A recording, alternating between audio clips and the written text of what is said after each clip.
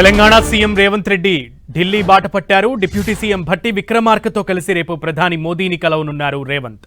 రేపు ఉదయం 11 గంటలకు మోదీతో సీఎం రేవంత్ రెడ్డి భేటీ కానున్నారు. రాష్ట్రానికి రావాల్సిన నిధులు, ప్రాజెక్టులతో పాటు బీసీ రిజర్వేషన్ల అంశంపై కూడా ప్రధాని మోదీతో చర్చించనున్నట్లు సమాచారం.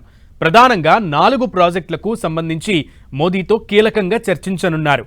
హైదరాబాద్లో మెట్రో విస్తరణ, ఫ్యూచర్ సిటీ నిర్మాణం, మూసీ ప్రక్షాళన, రీజనల్ రింగ్ రోడ్తో పాటు హైదరాబాద్ చుట్టుప్రక్కల జాతీయ రహదారుల నిర్మాణాలపై ప్రధాని మోదీతో చర్చించనున్నారు సీఎం రేవంత్ రెడ్డి.